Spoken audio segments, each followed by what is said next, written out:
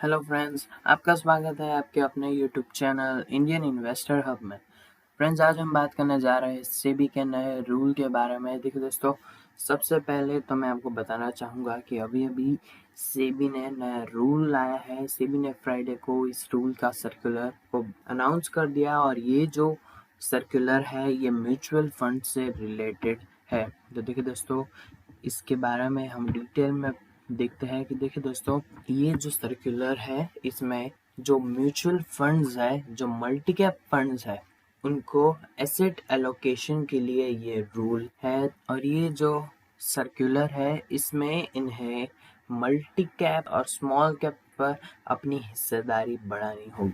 देखिए दोस्तों, अभी क्या है कि जो मल्टी कैप इक्विटी फंड्स हैं उनकी मिनिमम जो पूरा AUM होता है उसका 65% का टोटल एसेट्स इक्विटी या इक्विटी से रिलेटेड इंस्ट्रूमेंट्स में लगाया गया होता है। और यहाँ पे उनके लिए कोई भी कैटेगरी लिमिट्स नहीं रखी गई होती है। पर ये जो नए रूल्स हो गए उसमें उनको कंपलसरी 75% की जो टोटल एसेट्स होगी इक्विटी या फिर इक्विटी से रिलेटेड इंस्ट्रूमेंट्स में कंपलसरी लगाना ही होगा। और दोस्तों, इसमें ऐसा है कि ये जो 75% होगा उसमें से उन्हें 25% कॉर्पस तीनों कैटेगरी में लगाना होगा, यानी कि लार्ज कैप, मिड कैप और स्मॉल कैप तीनों में 25% की उन्हें AUM लगानी होगी ही होगी। देखिए दोस्तों, हमारे सामने कुछ इंडिया के टॉप म्यूचुअल फंड्स है जिनकी AUM बहुत ही बेहतरीन है। और देखिए दोस्तों, उनकी बात करें तो सबसे पहले हमारे सामने है Kotak standard multi cap fund, जिसकी AUM यानी कि एसेट अंडर मैनेजमेंट 29,714 करोड़ की है। और यहाँ पे इनका 75% का एलोकेशन लार्ज कैप्स में लगाया गया है और मिड कैप्स में 18% और स्मॉल कैप्स में सिर्फ और सिर्फ 1% का एलोकेशन है। और HDFC का जो इक्विटी फंड है 19,798 करोड़ की AUM है, जिसके पास उन्होंने 86% तक लार्ज कैप्स में लगाया है और मिड कैप्स में 8% तक लगाया है और स्मॉल कैप्स में 3% तक लगाया है। और मोतीलाल ओसवाल फाइनेंशियल सर्विसेज जो है, उनका जो मल्टी कैप फंड है 35 कंपनीज को कंप्राइज करता है। उनका जो 11,240 करोड़ की AUM है उसमें से उन्होंने 90% तक लार्ज कैप्स में लगाया है और मिड कैप्स में 5% और स्मॉल कैप्स में 3%।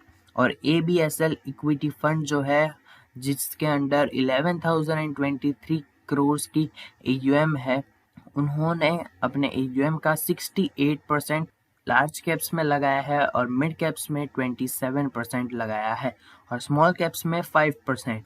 और दोस्तों, UTI इक्विटी फंड को देखें तो जिसके पास 10,983 करोड़ का AUM है, उन्होंने 66% AUM लार्ज कैप में लगाया है, मिड कैप में 23% लगाया है और स्मॉल कैप्स में 5%।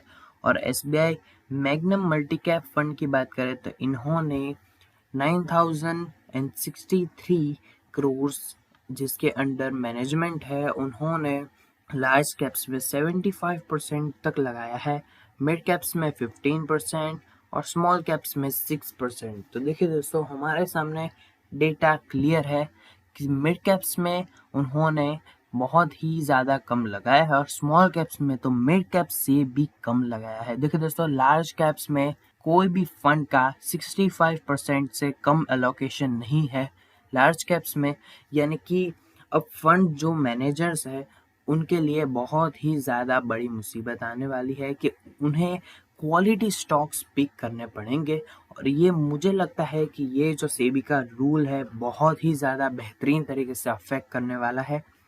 और ये जो रूल है हमारे लिए सही है या गलत? देखिए दोस्तों, ये रूल हमारे लिए बहुत ही ज़्यादा सही रूल है, जिसमें मल्टी कैप फंड्स सही मतलब में मल्टी कैप फंड्स होंगे, ना कि लार्ज कैप फंड्स बन के रह जाएंगे। यहाँ पे हर कैपिटलाइजेशन में हमें 25% का अलोकेशन मिलेगा। तो ये बहुत ही ज़्यादा बेहतरीन फंड्स होंगे और इसमें देखने वाला होगा कि ये जो टॉप इक्विटी फंड्स है वो मिड कैप्स और स्मॉल कैप्स में कौन सी क्वालिटी पिक्स करते हैं। और देखिए दोस्तों, यहाँ पे जो लेजेंडरी इन्वेस्टर्स हैं उन्होंने भी अपने ट्विटर के अकाउंट्स पे कुछ लिखा है, तो हम उसे भी देखते हैं कि उनका इस रूल के बारे में क्या कहना है। देखिए दोस्तों, सबसे पहले बात करते हैं पूरिंजू विलियार्ड सर की।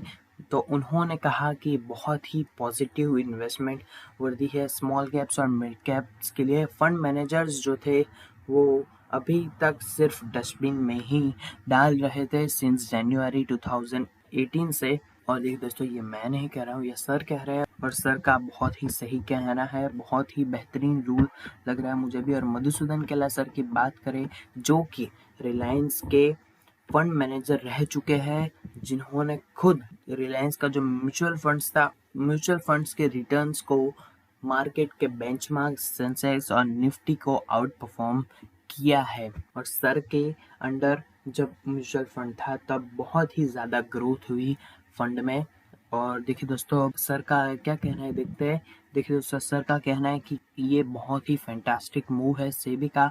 ये ट्रूली डिफाइनिंग है कि multi cap funds multi cap category में है, और ये जो कई सारी डिजर्विंग स्मॉल कैप और मिड कैप कंपनीज हैं उन्हें भी रिकग्निशन देगा। और अब समीर अरोड़ा सर का देखते हैं कि ये मार्केट के लिए एक डिजास्टर साबित हो सकता है। देखिए दोस्तों, आप यहाँ पे ऊपर देख सकते हैं कि however some experts have cautioned that the new rules could lead to volatility in small caps as they have low liquidity।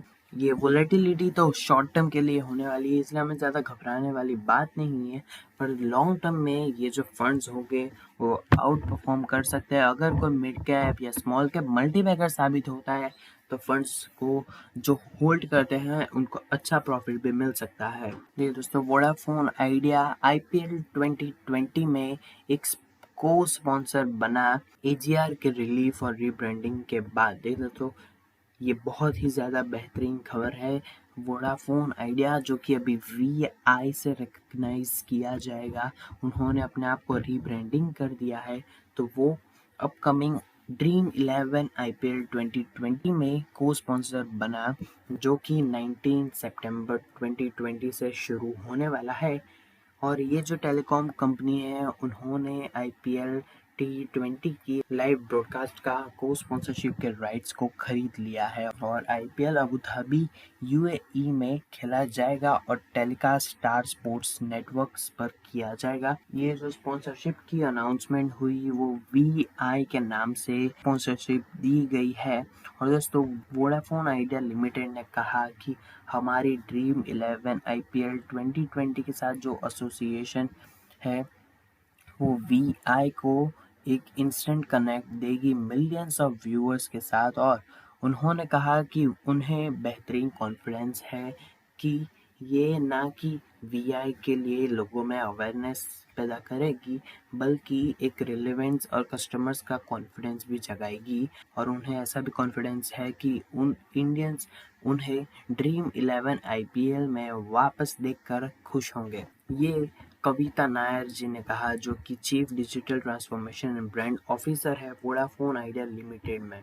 और दोस्तों, फिच रेटिंग ने इसके ऊपर क्या कहा। देखिए दोस्तों, फिच रेटिंग ने कहा कि वोडाफोन आइडिया, जो कि 3.4 billion US dollars approximately amount 25,000 crore के जो फंड रेजिंग का प्लान है, ये कंपनी को कॉम्पिटिटिव पोजीशन रिस्टोर करने में सफल नहीं बना सकता है, और ना कि कंपनी का जो सब्सक्राइबर्स का कंटिन्यूसली लॉस हो रहा है उसे पलट सकता है। ये बहुत ही बड़ी बात कही है फिच रेटिंग ने। पर देखिए दोस्तों, कंपनी जैसा काम करेगी वैसा कंपनी को ज़रूर मिलना चाहिए। और मुझे ऐसा लगता है कि वोडाफोन आइडिया के लिए VI के रीब्रांडिंग के बाद एक गेम चेंजर साबित हो सकता है। दोस्तों, एस्ट्राजेनेका ने अपने क्लिनिकल ट्रायल्स यूके में रिज्यूम कर लिए हैं ग्रीन सिग्नल के बाद।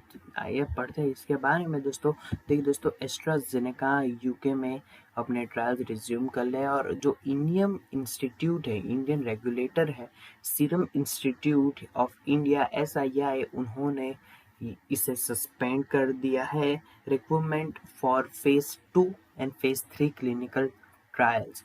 देखिए दोस्तों, एस्ट्राजेनेका की जो वैक्सीन है उसकी खास बात यह है कि उन्होंने ऑक्सफोर्ड यूनिवर्सिटी के साथ टाई अप किया है और उन्होंने फर्म को ऐसा कहा कि उन्होंने सेफ्टी मॉनिटरिंग के जो भी सब्जेक्ट्स हैं जिन्हें वैक्सीनेटेड कर दिया गया है as a part of trial, उनका बेहतरीन ध्यान रखा जा रहा है।